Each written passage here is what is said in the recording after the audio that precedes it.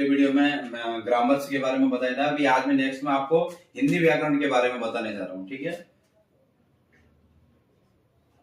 हिंदी व्याकरण।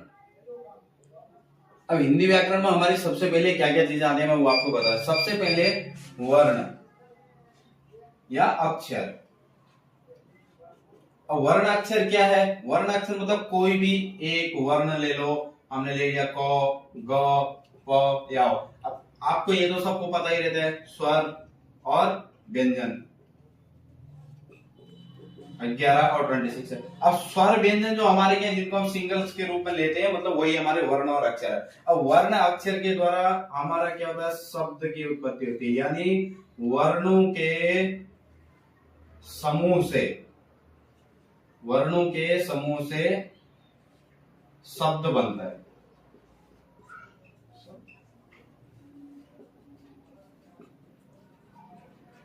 तो वर्ण के द्वारा या अक्षर के द्वारा हम सबसे पहले शब्द को बनाते हैं। ठीक है, और शब्द के बाद फिर हमारा आता है वाक्य।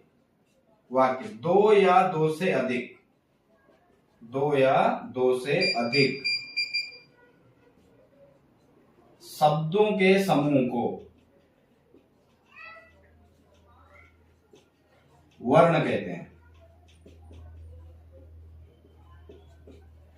तो सबसे पहले हमारा आया वर्ण, बाद में हमारा है शब्द, शब्द के बाद वाक्य। वर्ण क्या है? हमारा कोई भी एक अक्षर, उन अक्षरों के द्वारा हम क्या बनाते हैं? शब्द बनाते हैं। शब्द के बाद हमारा वाक्य बनता है। दो या दो से अधिक शब्दों के समूह को वाक्य कहते हैं। अब उसके बाद हमारा वाक्य के, ये हमारी एक चीज होगी। वाक्य के द्वारा फिर हमारा क्या होता है? जो नेक्स्ट हमारा लेसन है, जो भी है वो हमारा पाठ यानी तैयार होता है। इसके बाद एक चीज हमारा और है कि शब्दों में हम लोग जो शब्द बना रहे हैं, शब्द में हमारी क्या क्या है? हम मात्राओं के हिसाब से शब्द बना रहे हैं। मात्राएं मैंने आपको पिछली वीडियो में ऑलरेडी बता दी थी, फिर भी इसमें एक बार मैं आपको बता रहा हूं।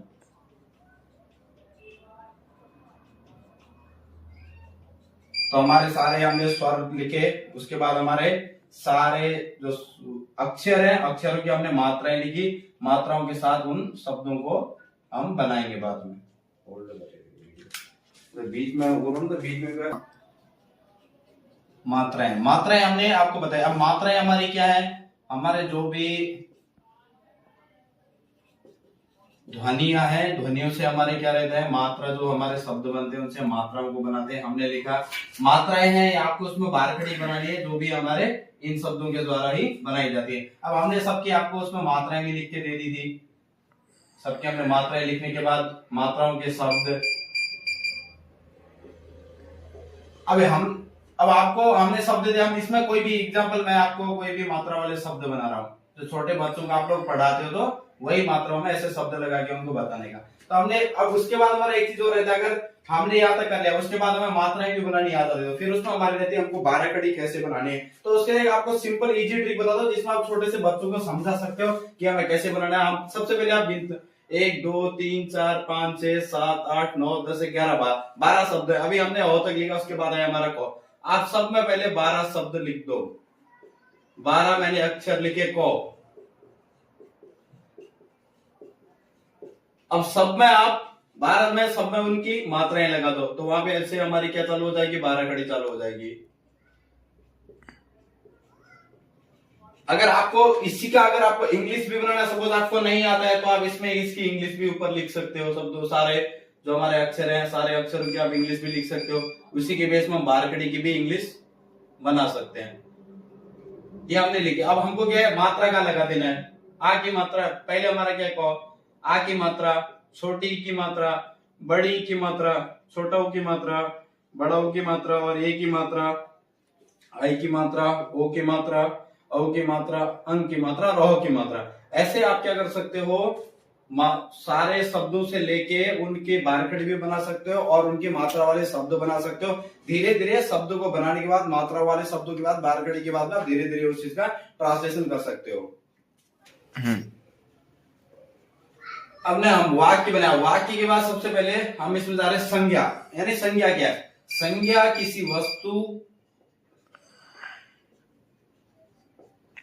किसी वस्तु या स्थान एवं प्राणी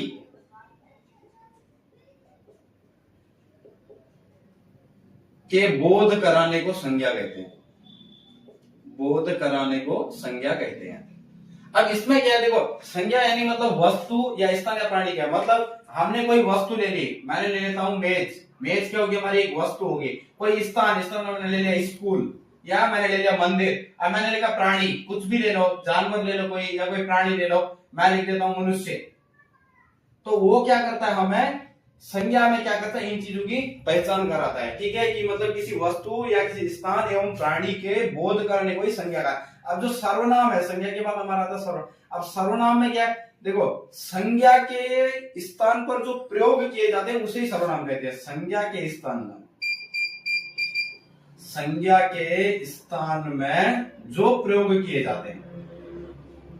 अब प्रयोग उसमें क्या किया जाता है, मैं, वह, हम, तो वही क्या हमारा कहा जाता है, उसी को हम सर्वनाम कहते हैं। अब उसके बाद हमारा आता है क्रिया। क्रिया क्या है, देखो जिस शब्द से, पहले तो एक चीज आप ये सोचो कि शब्द को पहचानना मतलब जो काम करना है वो क्रिया है, लेकिन हम इसको बोलेंगे तो जिस शब्द से उस काम को करने का पता चलता है उसे क्रिया कहते हैं। जिस शब्द से उस कार्य को करने का पता चलता है उसे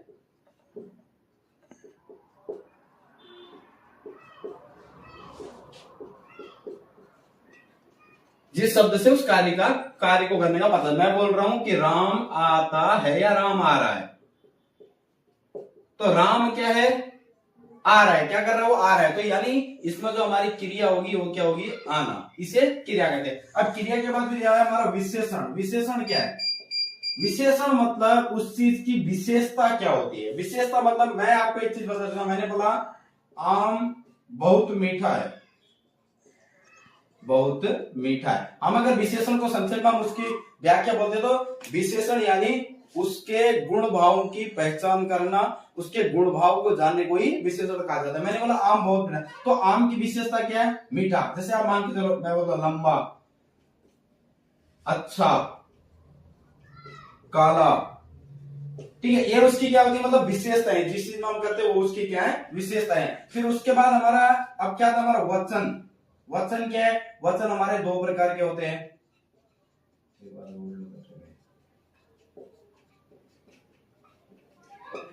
वचन दो प्रकार के होते हैं।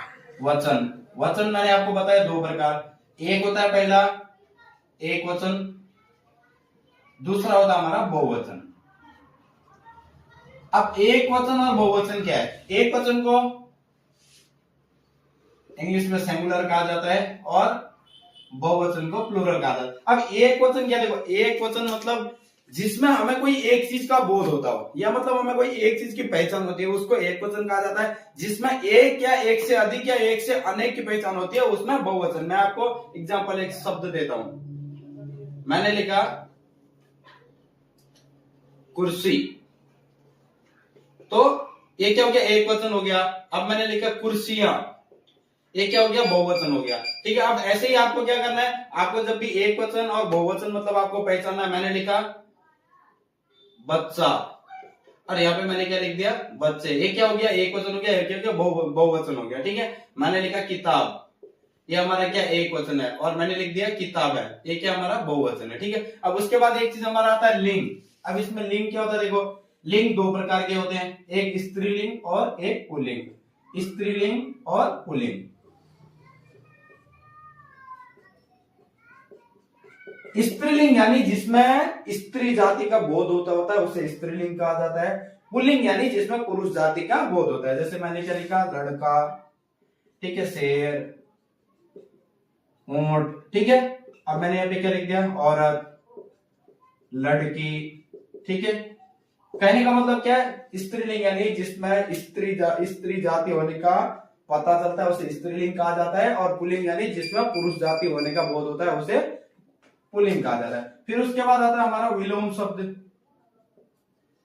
विलोम शब्द क्या है, विलोम शब्द यानी उसका विपरीत शब्द, उसके विपरीत शब्द को यानी उसका उल्टा शब्द, उसका उल्टा अर्थ को। अब मैंने लिखा आपको रात, तो रात का उल्टा क्या हो गया, दिन। मैंने लिखा आपको अच्छा, अच्छा का उल्टा क्या हो गया, बुरा। तो उसके ही विपरीत शब्दों को ही विलोम शब्द कहा जाता है।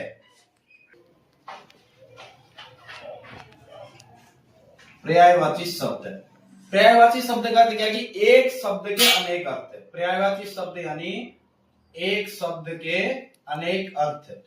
शब्द एक ही है, उसके अनेक अनेक अनेक अर्थ है, मतलब मीनिंग अलग लगेगा, बाकी उसका सबका। अब मैं आपको लिख देता हूं जल, हमने क्या लिख दिया पानी, उसको नीर और तोय, हर नाम से, लेकिन उसका सबका अर्थ क्या एक ही है। अब मैं लिख देता हूं आपको अग्नि,